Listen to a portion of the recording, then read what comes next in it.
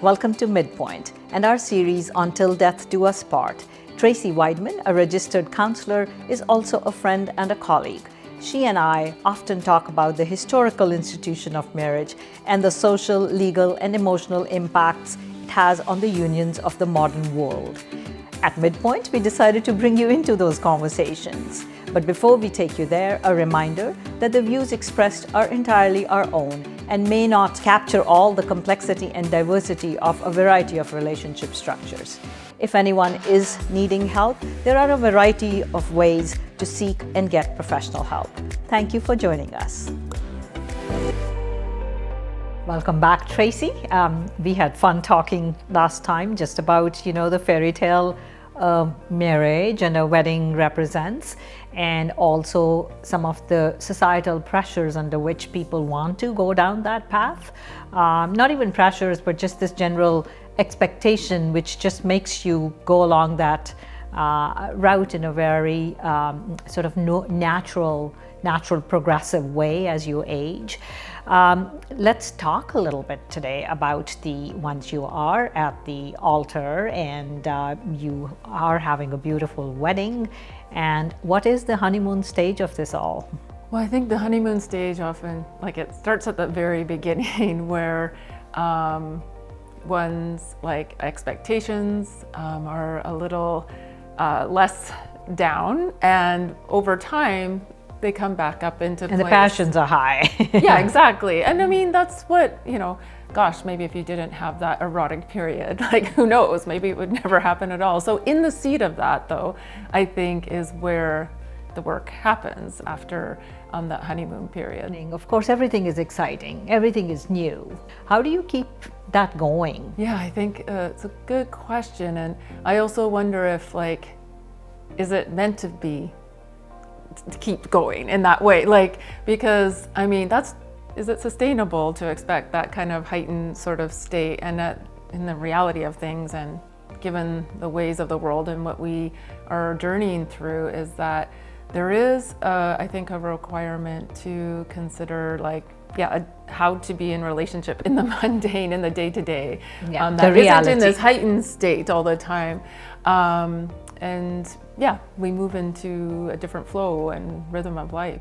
Yeah, how do couples acknowledge that transition, that now we are actually going to be leading a day-to-day routine, a mundane life? How do they acknowledge that? It's such a good question, because it is, I think, a transition, and it's important, I think, to walk into that with the reality that the only thing that they say is constant is change. We are constantly changing and moving, and in relationship with someone, we are changing in relationship to the other as well. So it's going to require that there is more consciousness around it being different than that honeymoon period. Well, how do you set the intention in? You may not naturally be feeling that all the time, but how do you put in some intention that you can carry it on as long as you can? Mm-hmm. Yeah, well, I think it's people really, I think, want to be witnessed and seen. And I think by bringing presence to the other, I mean, not 100% of the time. You don't always need to be attuned to the other. That's not even healthy, I think.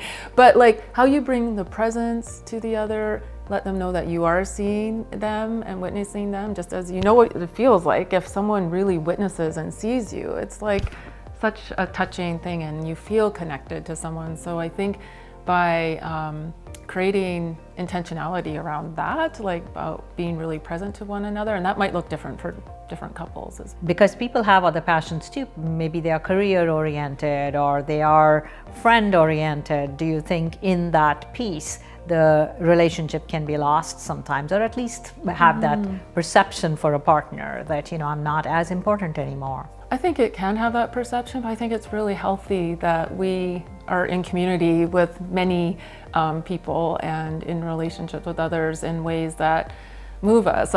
The psychologist Esther Perel always says, we expect so much from a relationship right now. We expect them to be our lover, our guru, our spiritual guide, our person we raise a family with and build a home with. Like, it's a lot of pressure, and that simply can't just all fall onto one person. They are bound to break under that pressure. So you touched on, like raising families with. So let's talk about the advent of children in a relationship. How does that affect people as well once you start to have kids and there's different responsibilities once you have children? Yeah, I've really witnessed it as a significant shift in life passage for folks and couples. And I do want to say I don't have children, so this is definitely a witnessing, but people I've accompanied or have been in relationship with, it really is a shift and a change and and both have to be. I think sometimes one partner takes on more or one takes yes, less. Absolutely. Yeah, the woman or the person socialized as a woman. And I think that starts to put in all kinds of pressures. In terms of young couples with children, what kinds of things can they do? You talk a lot about being present, and you use the term witness. But how do you do that? How do you create that time? Everybody can't afford help. Sometimes there are families around which can support you. But how do couples work around that? Yeah, I think it's being aware of what your strategies are to sometimes survive or stay safe. Like, we've all, as humans, have learned ways in which to navigate the world or manage the world or move through it or just survive it. And so some of those strategies, as we know, are very resilient and have helped you survive. But over time, once you're in another time and place, like, perhaps those strategies are not serving you in the same way. So I think you always have to be asking, like, is my strategy here supportive to myself, for one, but also to the relationship or others that I'm in relationship or in community with? Because, for example, maybe like if one of my strategies is to wall off to, keep safe or to pull back from something that feels deeply difficult for me, like, that's going to create a dynamic in a relationship. So being aware of, like, what is your strategy? Yeah, so if you talk about the walling off, like, communication, I think, is key to a lot of different relationships, not just a marital relationship. But if you aren't communicating how you are feeling in a relationship, is that going to build up resentment in a way which is going to come and harm you later? Mm-hmm. It requires kind of the looking in, like, is this something you've been noticing for a while? Is this a pattern? Are these the usual dance steps that kind of happen? And if it's something that feels like it's not working for you, it's not working. Or it's something, I think, to bring some attention to and shine a light on. It's like, what am I participating in here that really maybe isn't working for me and requires some reflection and some behavioral changes and shifts? Yeah. We are calling these series Death Till Death Do Us Part. So you are working within that frame of reference, that this is something I'm in for the long haul. Am I paying too much attention to something small or something little? Perhaps I should just suck this one up and then let's see where, and think all relationships have issues. So really, how do you start to look at where you actually need to address something? I'm sort of stuck on the phrase that you said, should I just suck this up? Because I feel like in that, it might feel like something little, but usually those little things are a mirror of something maybe else that's bigger, or something that's been in a pattern for a long time. And obviously, like, I think it requires a reflection and one to do their work to really say, like, how am I difficult and how am I participating in this? But if it is something that you're noticing, like, I think ideally bringing it into the relationship, like, to make it more visible and transparent or conscious to the pattern, is never like a bad thing. Like, at least have a conversation about, like, what is going on here and what are some of the moves we're making, and can we choose something else? This whole determining of patterns, like, how do you do it when it is a very organic relationship, and how do you get the other party to also acknowledge the pattern in the same way that you are, or somewhere coming in the middle? Yeah, well, and I hear what you're saying without it sounding like it's coming into this formal documentation. Again, I'm informed by someone I've taken training with, Terry Real, who's a psychologist and couples therapist, and he always says, like, those lists, like, you gotta drop them. That said, I also really want to emphasize if there's ever abusive behaviors and patterns around that, that absolutely is a no-go and something that needs to be looked at in a different way. But I think once you get out these like, well, they did this and then there's that, and it gets very transactional, and it gets like, I think all the life comes out of a relationship when something feels like it's being so tightly managed.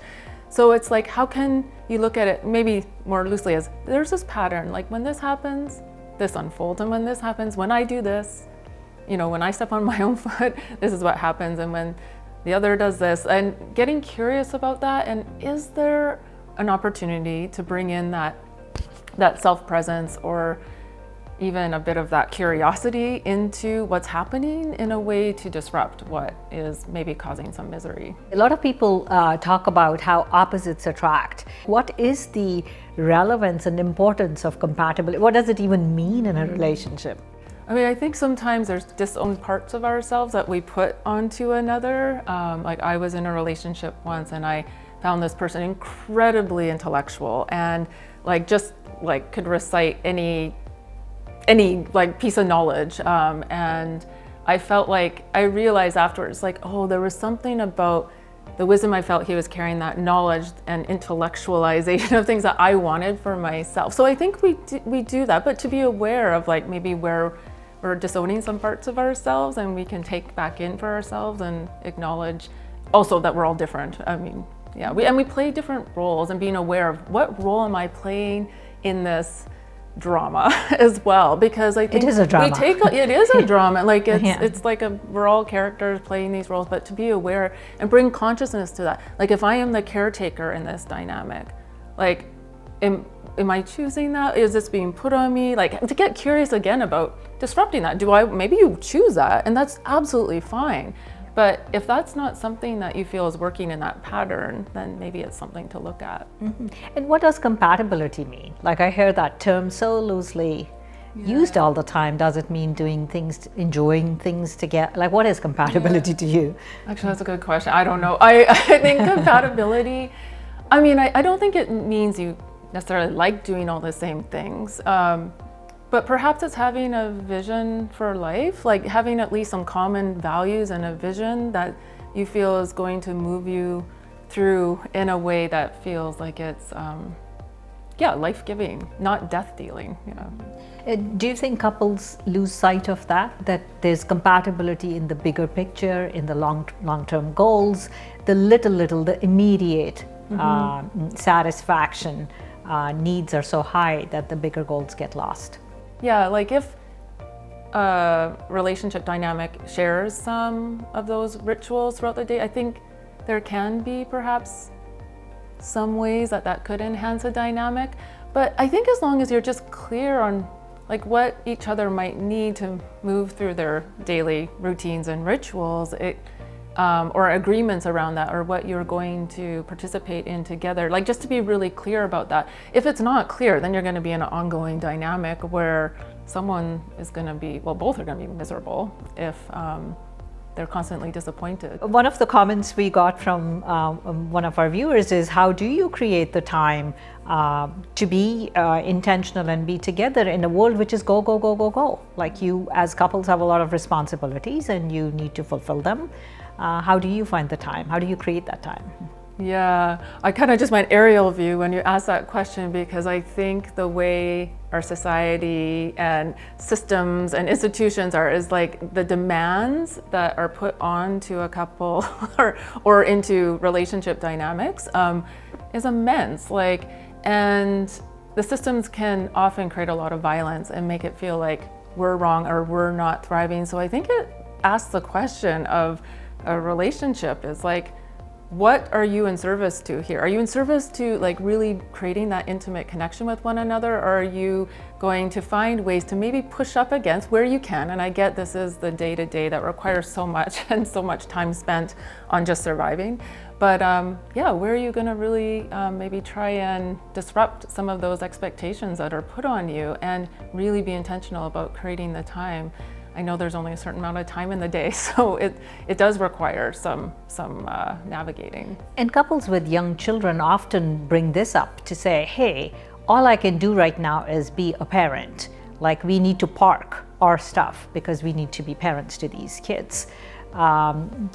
Are they not doing the right thing when they do that? I think I said earlier, I am not a parent. So I always think it's important that therapists say like that we're not neutral, we have our biases. I would say if you just park that relationship and like shut down from it, like there are going to be consequences. So I think absolutely, like being a parent, I see like what it requires and how intentional you do need to be in parenting, and so that takes an immense amount of energy and time and care. But I think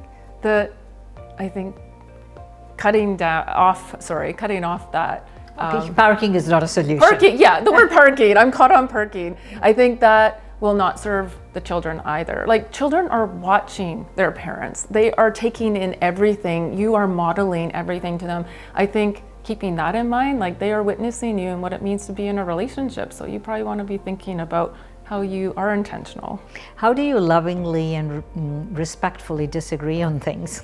I think we need to disagree. We need to be in tension at times and conflict with our partners because that's what reaps new knowings of one another or new ways of relating. How to lovingly do it, I think like being aware of your own ways of reactivity, like knowing what sets you off and being present to yourself in that, and as much as possible bringing some self-compassion to yourself and compassion to your partner. One of the things I often hear is that if you are able to address the issue as the issue, not saying you are doing it or I, like, owning your part, owning the other person's part, that sometimes leads to better conclusions and better resolutions. Absolutely. Well, thank you for shedding light on that. You don't know how many people out there strive and struggle to put across their issues in a respectful way because they're still committed to the relationships. And we will continue our conversation on this in our next episode. With that, it's a wrap for today. And thank you again for being here, Tracy. And to our viewers, we will remind you this is just a conversation. And if you are looking for help, you can seek professional help. But we certainly hope you will be with us in our next episode and our next conversation.